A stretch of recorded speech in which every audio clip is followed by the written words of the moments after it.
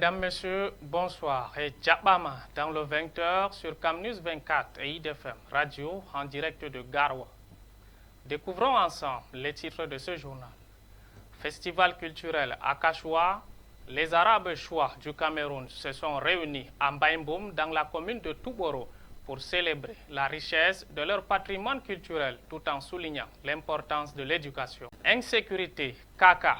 3 présumés profanateurs de tombes ont été interpellés pour avoir ôté la vie à un conducteur de mototaxi. Ils ont été présentés à la presse à la compagnie de la gendarmerie de Maïganga. C'est tout pour les titres, mesdames et messieurs. Une fois de plus, bienvenue dans le 20h. Festival culturel à Kachoua, les Arabes Choua du Cameroun se sont réunis à Maïmboum dans la commune de Touboro pour célébrer la richesse de leur patrimoine tout en soulignant l'importance de l'éducation sous le regard bienveillant du sous-préfet. Cette cérémonie a renforcé les liens de solidarité au sein de la communauté arabe Choua. Reportage. Nous vous amenons au cœur du Grand Nord du Cameroun, plus précisément dans la localité de Mbaïmboum, où la richesse culturelle des Arabes Choua s'est brillamment exprimée lors d'un festival exceptionnel.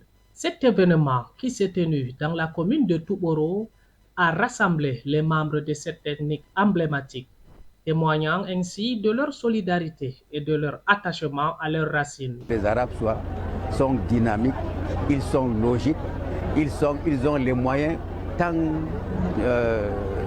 organisationnels, mais les moyens intellectuels, en tout cas tout sauf ce qui est important pour l'homme, l'instruction.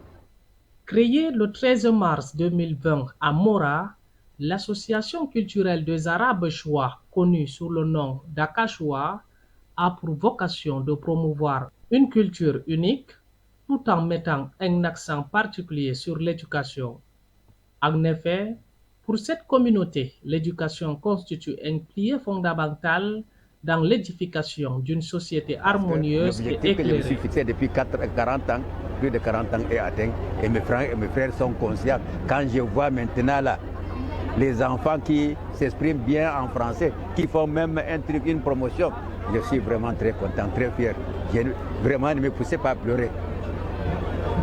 De joie, pas de détresse. Je suis très content. Le sous-préfet de l'arrondissement de Touboro a honoré cet événement de sa présence. Témoin oculaire des festivités, il a salué cette initiative qui incarne non seulement un élan culturel, mais aussi une invitation à d'autres communautés à embrasser l'esprit d'unité et de partage. Je suis très ravi et je profite de l'occasion pour remercier le bureau national de Akachoua. Je voudrais inviter toutes les autres communautés ici à suivre le pas et à se constituer en association pour que nous puissions assurer le développement du Cameroun tout entier. Nous avons été témoins aujourd'hui d'une belle leçon de vie et de solidarité. Que cet exemple inspire toutes les communautés du Cameroun à valoriser leur héritage tout en investissant dans l'éducation. Le village de Kaka, situé à plus de 80 km de Maïganga, est aujourd'hui le théâtre d'une tragédie qui a plongé toute la communauté dans un profond chagrin. Mikaïl Ouguera, âgé de 19 ans et conducteur de mototaxi, a tragiquement perdu la vie à la suite d'une machination cruelle orchestrée par un gang de profanateurs de tombes. Reportage Christophe Ben Yalam. Kaka, village situé à près de 80 km de Menganga, est secoué par une tragédie qui a plongé la communauté dans le deuil. Mikaïl Ouguehak, un jeune mototaximène de 19 ans, a tragiquement perdu la vie dans une machination cruelle orchestrée par un gang de profanateurs de tombes. Bon, en tout cas, tout ce que je dirais ne ressortira pas à mon enfant. À la tête de ce groupe criminel se trouve Mohamedou Bachirou, 28 ans, qui, aux côtés de son complice, Bobo Désiré, 34 ans, ont conçu un plan terrifiant pour s'approprier des ossements humains. Dans la quête dépravée, ils ont commis l'irréparable en s'en prenant à un jeune innocent. Alertés par l'angoisse de la famille de Mikaëlou, les gendarmes de Menganga ont immédiatement réagi en lançant une enquête approfondie. Bobo et Désiré, qu'auparavant, on le soupçonnait profaner des tombes au village de Kaka. Ces gens ont pris goût. Ils doivent passer au niveau supérieur en voulant des chaussements humains encore plus frais. C'est ainsi qu'ils ont planifié l'assassinat pour qu'en le jetant, quand on sera en état de composition, ils récupèrent les eaux frais. Là, efforts fructueux ont conduit à l'arrestation de Roger Nougara, 29 ans, un chasseur en possession de la moto du disparu, dont l'implication dans le meurtre a été confirmée par sa propre confession. C'est moi qui ai tué, voici le gars qui m'a envoyé. Il a dit que je parlais de tuer le gars là. On va avoir l'argent. Cette arrestation représente un tournant décisif dans la lutte contre la violence et le crime organisé dans le département du Béret. Les autorités appellent les citoyens à faire preuve de vigilance et à collaborer avec les forces de maintien de l'ordre, insistant sur l'importance de signaler tout acte criminel pour assurer la sécurité de tous. Pour la population, nous leur demandons beaucoup plus de collaboration. Identifier systématiquement toute nouvelle personne que nous voyons dans nos localités. Surtout, renseigner les forces de défense. Dès lors que vous donnez le bon signalement, vous donnez la bonne information à temps et en heure, la gendarmerie sera toujours là et on va y aller. Les responsables de cet acte odieux seront rapidement traduits devant le parquet de Menganga où ils devront répondre de leurs actes. La communauté attend avec impatience que justice soit faite, espérant un avenir libéré de l'ombre de la violence. Parlons à présent de la fête de la jeunesse le 11 février 2025. Dans l'arrondissement de Lagdo, la première réunion préparatoire pour la 59e édition de la fête de la jeunesse s'est tenue avec ferveur. Sous l'œil bienveillant du sous-préfet El Hadji Moussa, les acteurs clés se sont mobilisés pour esquisser un programme festif et éducatif. Promesse d'un mois de février riche en activités dans la ville de Lagdo. Reportage. Mercredi 22 janvier 2025, dans l'arrondissement de Lagdo, s'est tenue la première réunion préparatoire en prélude à la commémoration tant attendue de la 59e édition de la fête de la jeunesse. Un événement d'une envergure significative qui promet d'illuminer le mois de février avec des activités festives et éducatives. Cette séance de travail, placée sous l'œil bienveillant du sous-préfet El Hadji Moussa, a vu la participation distinguée du maire de la commune de Lagdo, ainsi que du délégué de la jeunesse et de l'éducation civique, les chefs d'établissement d'enseignement, qu'ils soient publics ou privés, ainsi que les chefs traditionnels et les responsables des services ont répondu présent à cet appel solennel. Toutefois, la cérémonie a débuté par un discours d'ouverture empreint de gratitude prononcé par le sous-préfet. Ce dernier a exprimé sa reconnaissance envers tous les acteurs présents pour leur engagement en faveur d'une jeunesse dynamique et épanouie. Par la suite, le délégué d'arrondissement de la jeunesse et de l'éducation civique a pris la parole pour présenter le bilan de l'édition précédente. Au cours de son intervention, il a mis en lumière les points forts tout en soulignant certains manquements concernant les consignes relatives à la parade, qui n'ont pas été intégralement assimilés par quelques établissements scolaires. Les échanges qui ont suivi ont été riches et constructifs. Les participants ont eu l'opportunité d'apporter leur contribution pour garantir le succès inéluctable de cet événement qui se profile à grands pas. Le DAGEC a également dévoilé les innovations marquantes de cette année. Désormais, on ne parlera plus simplement de la onzaine de la jeunesse, mais bien du mois dédié à cette frange essentielle de notre société. Une multitude d'activités nouvelles viendront animer chaque jour du mois de février. L'atelier s'est poursuivi par la lecture des propositions de commissions chargées de diverses activités qui meubleront ce mois festif dans l'arrondissement de Lagdo. Pour conclure cette rencontre fructueuse, le sous-préfet a annoncé avec enthousiasme que le lancement des festivités aura lieu dans la localité de Rabinga le 4 février prochain. Une mobilisation forte et active est attendue pour faire résonner les valeurs d'unité et d'engagement au service de notre jeunesse. 8 mars, la 109e édition de la Journée internationale de la femme se prépare activement. Le point de l'édition 2025 a été dévoilé au cours d'une émission diffusée sur la télévision nationale. Plus de détails avec Zobel Apollinaire Bon. Voici le pain fraîchement sorti de la SICAM qui sera arboré par les femmes du Cameroun à l'occasion de la journée internationale à elle consacrée et qui sera célébrée le 8 mars prochain.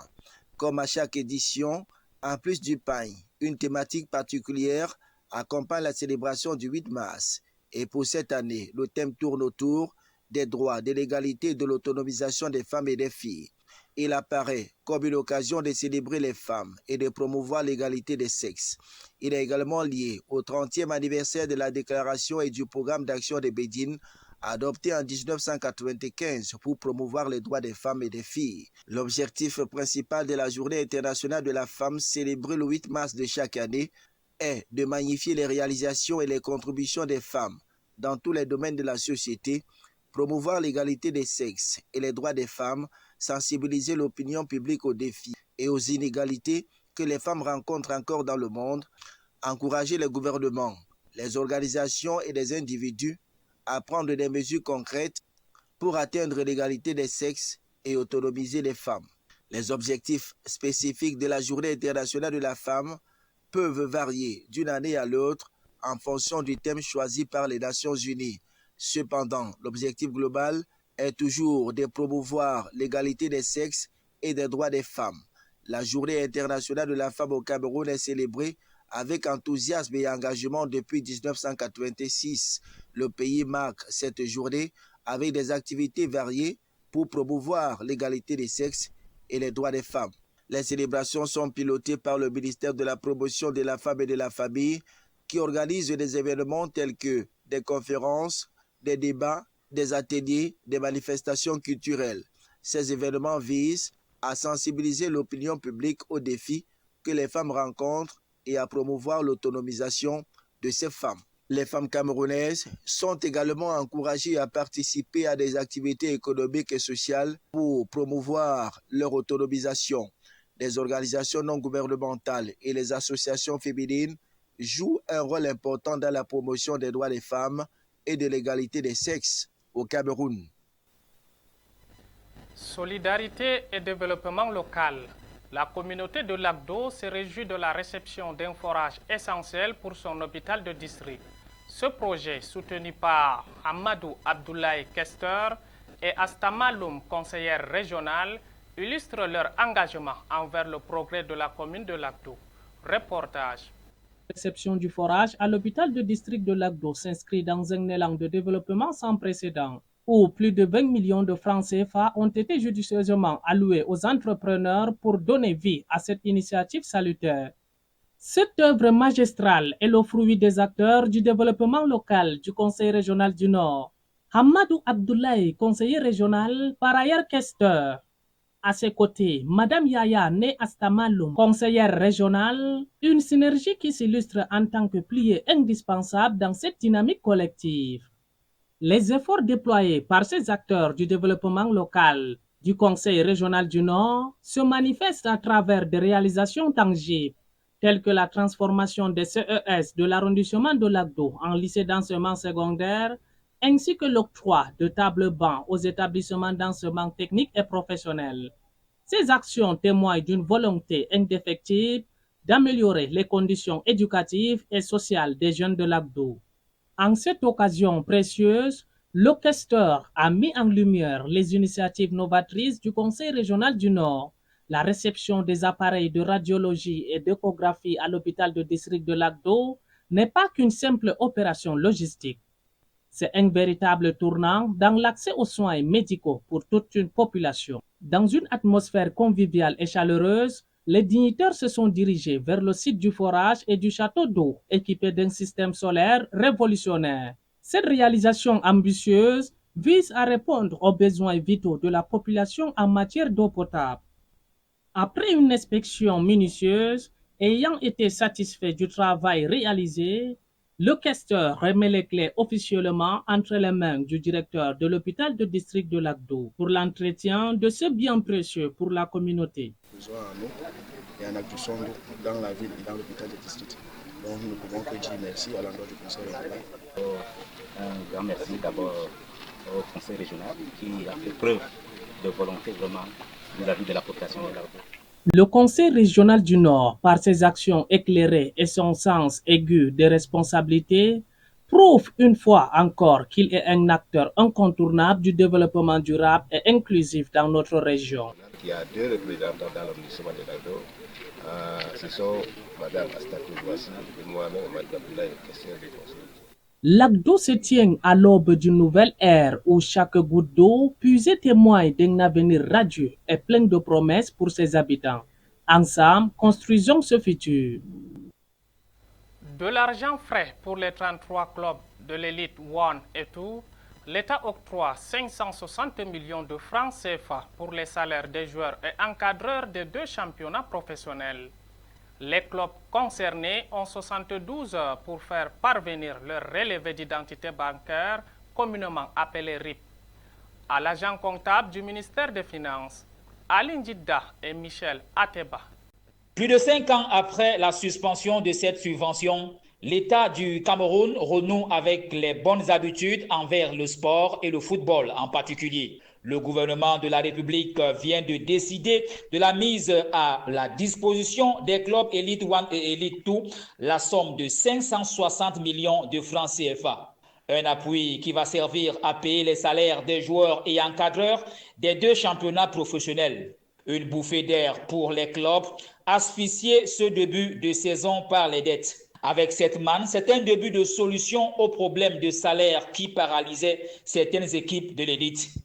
Sauf que les conditions de redistribution évoquées par la tutelle se contredisent. Dans 2 communiqués différents, la fédération, de son côté, énumère quelques-unes, à savoir la vérification des effectifs des joueurs professionnels au sein des clubs, le recueil des justificatifs des paiements des salaires et enfin, la transmission dans les meilleurs délais à la FECAFOOT des rapports et justificatifs y afférents pour mise à disposition des subventions aux clubs concernés. Des conditions balayées d'un revers de la main par le ministère des Sports et de l'Éducation physique. Dans un communiqué, le patron des sports donne 72 heures aux 33 équipes de faire parvenir leur RIB, à savoir relevé d'identité bancaire, à l'agent comptable du ministère des Finances auprès de la FECAFOOT. En clair, les clubs vont recevoir de l'argent dans leur compte sans condition. Grosse ambiance le week-end au lycée de Manengumba à l'occasion de l'ouverture de la saison sportive de basketball. Les premières et deuxièmes journées se sont disputées dans une ambiance bon enfant et devant un public venu nombreux. Reportage. Le parquet du gymnase du lycée de Manengumba dans le département du Mungo bondé de monde à l'occasion de l'ouverture de la saison sportive à la Fédération camerounaise de basketball. Le public de cette localité de la région du littoral a massivement répondu présent lors des premières et deuxièmes journées disputées dimanche. Il se comptait par milliers à l'extérieur et à l'intérieur du gymnase grâce au dispositif mis en place afin de permettre à tout le monde de vivre le spectacle. Sur le parquet, lors de la deuxième journée, victoire de Béac sur Falcon 67-50. École de basketball s'impose 67-51 devant Alf. Douala Firebirds, battu par les forces armées et police, et l'équipe locale Mungo Zone a été ramenée sur terre par Alf 57-61. Rappelons que la première journée s'est disputée samedi avec les performances de ACPBA, école de basketball, Alf, Mungo Zone, tous victorieux de leur adversaire du jour. Les femmes sont comme des ordinateurs, ils ont besoin d'un bon système d'exploitation pour fonctionner à plein régime, car elles s'épanouissent mieux quand on leur donne un peu d'attention et beaucoup de compliments.